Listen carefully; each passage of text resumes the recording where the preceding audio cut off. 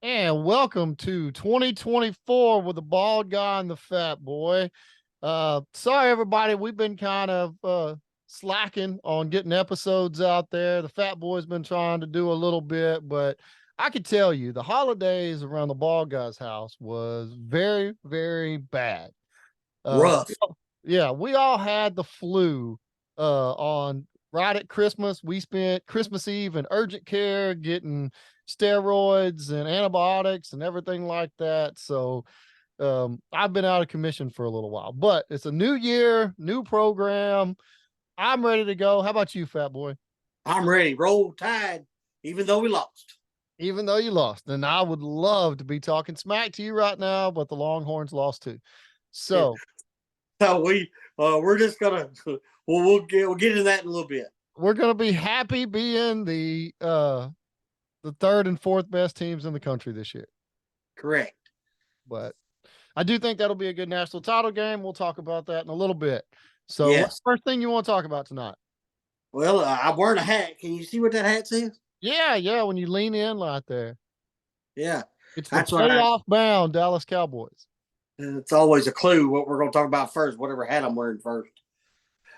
We hadn't done it in so long. I thought maybe you forgot what the program Now, was. I've been to ride attire, but Well, no. Them Cowboys played them Redskins. No, that's not right. I'm no, sorry. no. Oh, there you Let's go. try that again. Take two. The Cowboys played them Commanders today, Mm-hmm. and in Washington, and it was the Cowboys did what they were supposed to do. They beat a team that's not very good, but there's something to that. The Eagles were supposed to do what they were supposed to do too today, and that didn't work out so good for the Eagles. Yeah, no, they made it easy on the Cowboys today for sure. Yeah, because got beat by the Giants. So when I say, I mean, when we play in division, some of those records and things can kind of get a little wonky. But we did go to Washington and take care of the Cowboys. We went to Washington and took care of business. So that what that boils down to is we are the number 2 seed. The number two seed plays the number 7 seed. The number 7 seed is the Green Bay Packers. Yep. We did, however, other than San Francisco, we did secure some home field advantage in the playoffs now with some of the last couple weeks events. The Eagles losing, us winning, things of that effect. Yeah, the Eagles losing. The Eagles helped us So, out. so we'll play Green Bay at home next weekend. Yeah, and then we should get a home game the week after that too. Because in both of our opinions, we should beat the Packers. Yeah, the Packers scare me a little bit, but they're not near as scary without Aaron Rodgers being over there. That, and also we're playing at home. I mean, Dak's better at home. The team's better at home. Team's better at home. Yes. The whole team's better at home. I think the calling is better at home. We don't get any referee calls at all on the road. Well, I mean Micah Parsons, there is all the outrage that he has going over that is absolutely warranted. I watched the play tonight to where one of the Commanders grabbed his face mask and held him, and they did not call it. Like he's pointing, looking after the play. I watched several rounds where they held him 2 or 3 times, and he can't get a yellow flag for that. I'm hoping they're just saving them for the playoffs. I think that's going to be addressed in the playoffs, and it's gonna be fixed. I hope so. But I'm gonna do this throughout our conversations because we're gonna in a little bit we're gonna talk about the UFL. If there was a hold like that or a face mask like that in the UFL that happens, the people in the review booth will buzz down to the field and they will still throw a flag, and that doesn't get missed. The innovation in the UFL, even though not everybody likes it, is good in a lot of areas. Calling flags, reviews, kickoffs, extra points. These are all things that they've innovated in this secondary league that starts March the 30th that the NFL needs to adopt. You in this secondary league. Yes, they are good for coming up with innovations that can be put in there. But do you know what all rules they're going to use for this merged league together?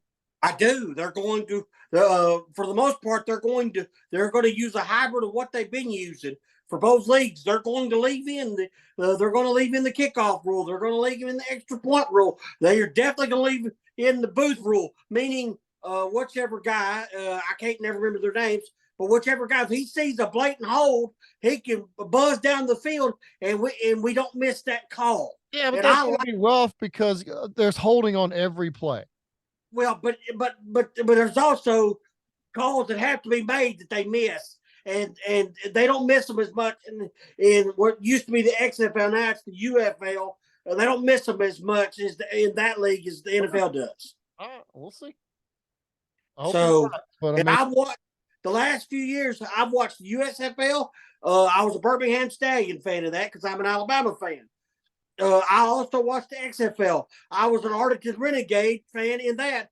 And Bob Stoops is the coach of the Arlington Renegades. And both Alabama and Arlington in their respective leagues won the championship. I'm going to get my wife to make me a shirt. Arlington on one side, the Birmingham Stallions on the other side. I'm a split fan. I would say hurry up and get her to do that because that league isn't going to last. Yeah, you don't think that league will make it, but we'll get a little side bet on between me and you on that later. We'll get into that.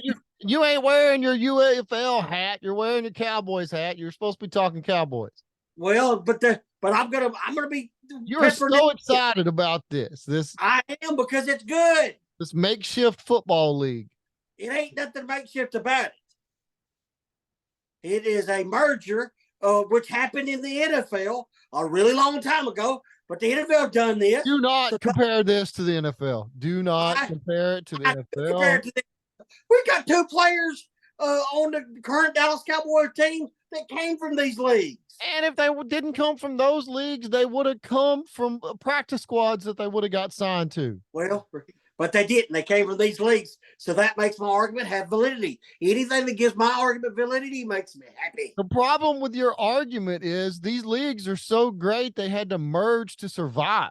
No, these leagues merged to merged to survive. They merged to make a better product, and I think it's going to turn out to be a better product. Well, it's going to have to because they were both bleeding cash. Well, I don't make a dime on what they make.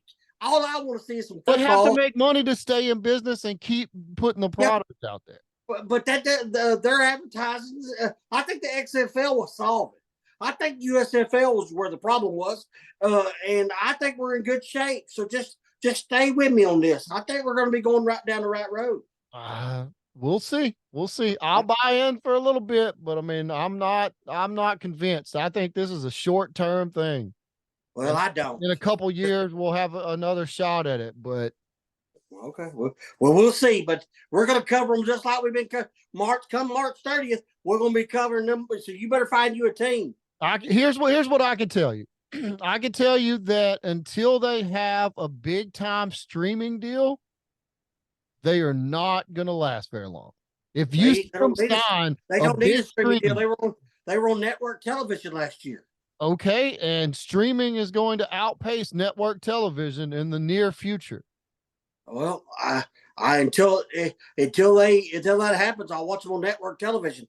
USFL was on Fox. If you want them to stick around, they've got to have a streaming deal. USFL was on ABC, and I don't know where these will be yet. But when they are, I'll let the crowd know because I've been to an XFL game. It's good football. It's pro football for $25. When was the last time you tell me anytime you go to you can't even pay for parking at the Cowboy game for $25? You can go to AAA baseball for a little nothing. And it runs about the same exact thing. I've been to some minor league baseball. All this is just like that, except for it's football. Okay. Oh, okay. That makes it. Why can't this make it? Because unless the NFL signs off on it, they'll crush it. NFL is 100% supportive of this.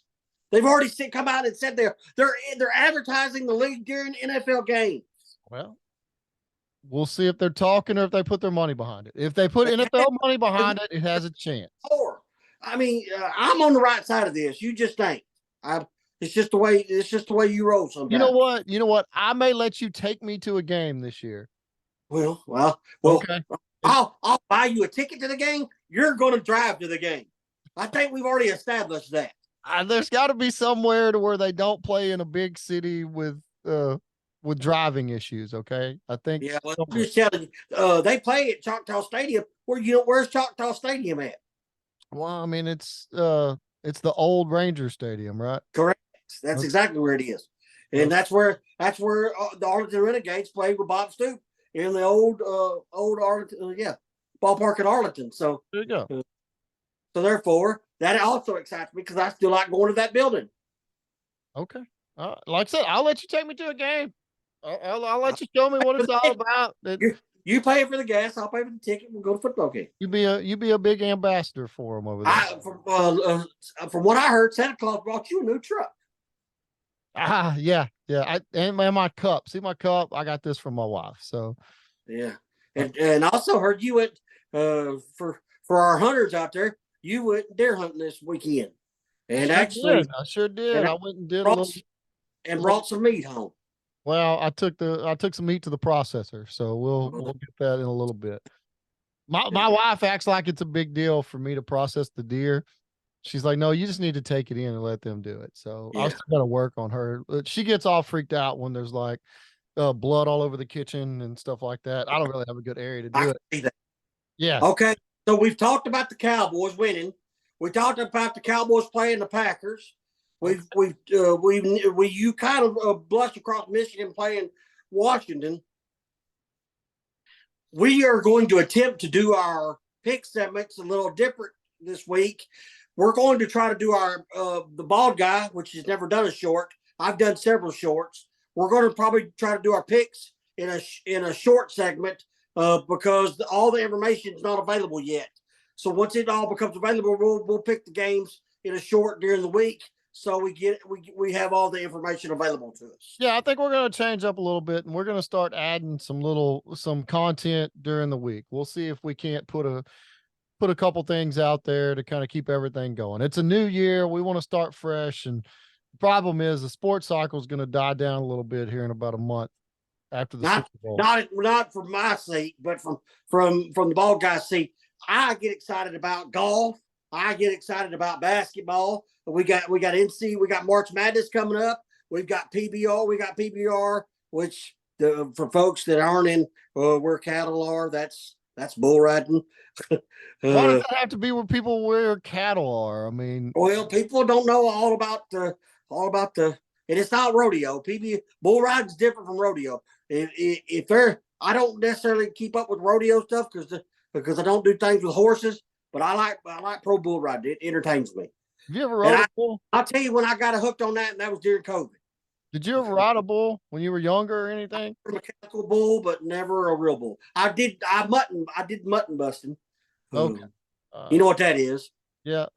That's when you get on a sheep. I did that, and I did a mechanical bull. I don't think we need to hear about stuff you did with sheep. I think we'll just go right on down the road. This is a PG. This is a PG podcast. Yeah. Okay, so we need to talk about Michigan and Washington. Michigan beat Alabama.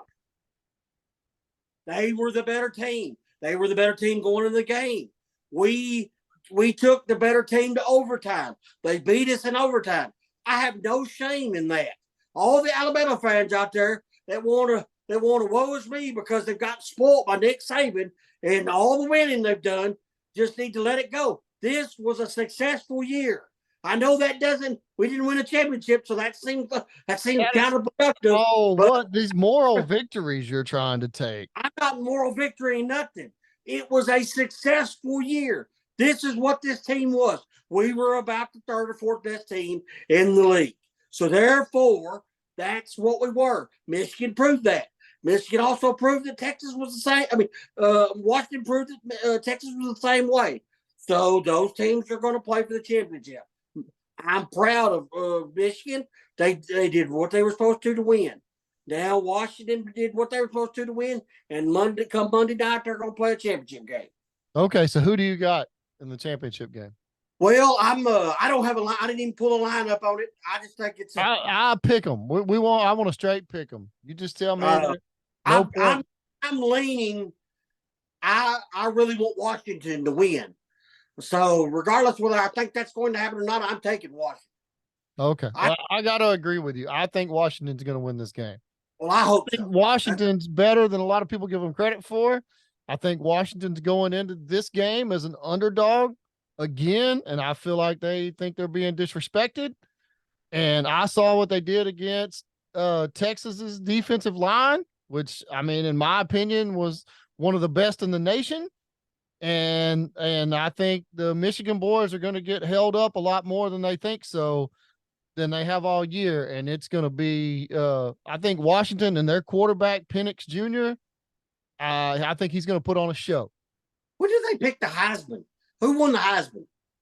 Have they picked it already? I mean, I don't know. I've had the flu for a few weeks. Yeah, if they picked the Heisman, they did the last at least. Because I guess this shows my homeless. It's the first year in several years that there wasn't an Alabama player in it, so I have no idea who. You didn't even care. Yeah, so I didn't even care. It's the Oh first year in several years that an Alabama player hadn't been up for the Heisman, so I didn't. I didn't invest. man, they awarded the Heisman on December 9th. And who won it? Penix? LSU quarterback Jaden Daniels. I did know that. I had just forgot that. See? Yeah, the LSU quarterback Jaden Daniels won the Heisman, and I totally disagree with that. I think Michael Penix for Washington should have won the Heisman. That's just my opinion. No offense to LSU, but I don't know how anybody wins a Heisman on a team that gets beat by a lot of different people. I just don't understand that. So that's just my opinion. You can subscribe. Talk a lot of smack for somebody that didn't make it to the finals of the college football playoffs. Well, you didn't either, so I'm not worried about that. I'm not trying to say you can't be on a team that's not in the playoffs and win the Heisman. The best player does not have to be on the best team. I know it doesn't, but in my mind, it should. And I think Penix is a good example of that. So that's just how I feel. Yeah, I think he's a big reason Washington's where they're at. I mean, exactly. I probably would have gave it to Penix. I'd watched a couple games with him this year.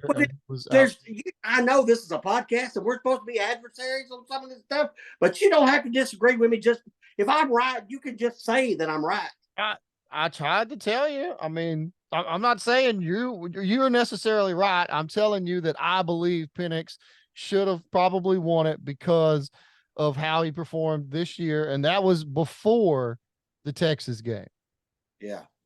So after that, believe it or not, the first PGA golf tournament was this weekend. It was in Hawaii, and they played over there. They played over in Kauai where the wildfires happened, and they're raising a lot of money for all that. And they took the top 50 of the FedEx Cup points and all the people that won a tournament in 2023, and they play what they call the Century. Used to be the CenturyLink Championship, but now they just call it the Century. Okay. And Chris Kirk won it at 29 under. Sahith Theegala got second at minus 28. And you just Speed, like saying that Speed. name. You just like saying second place's name. Yeah, and Jordan Spieth went minus 27. That's 1, 2, and 3 in the Century. That's the first tournament of the PGA. I haven't seen a schedule for Live yet, but when I do, I'll add those to the rundown so we can report on what the Live doing. Because at some point, if they merge, will they not be good like the teams that just merged in the UFL? I mean, because you said merge and made. I don't know. Never mind. It's just I didn't say merging made them different. I said if you take two bad things and you put them together, it just makes one bad thing that may have a little bit longer life. You're not the only one because there's a lot of other guff that I get for enjoying the USFL and the XFL. But nobody blames you for enjoying it. Everybody blames you for thinking it's the greatest thing ever and it's going to save football. And it's from March 30th all the way to the beginning of the NFL season. It's the best football on TV. If you could argue with that, I'll be impressed. I just don't think it's going to stay there. Well, I do. So anyhow, and to stay on that topic for just a second, I wrote. By the way, hey, hold on 1 second. Live Okay. Golf kicks off at Mayakoba, February 2nd. So Okay. just So they're know. just around the corner too. And those two leagues, the PGA and Live, are supposed to merge at some point. I don't know how. Still falling apart. It's Oh, ridiculous. well, if it falls apart, it falls apart. I'm still reporting on what. Tell me how this deal comes together when PGA gives so much crap to all the players that go over there, and then they decide they want to sell out and take the Saudi money too. They changed some of their attitude on that now, because since the president of the PGA is the one that come up with this plan, they haven't been bad mouthing them as much.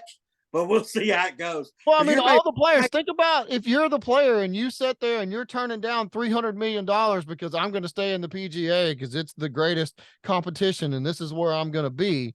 And then after you've stood on that and all these other guys have went and made all this money and they're partying on jets and doing all this, wearing shorts and riding in golf carts out here playing professional golf, and all that stuff's going on. And you said, no, I'm not going to do that. I'm going to stand with y'all. And then here they go and go, hey, guys, we've been telling y'all that those guys over there suck and we don't want to have anything to do with them and they're evil, but we're probably going to have something to do with them.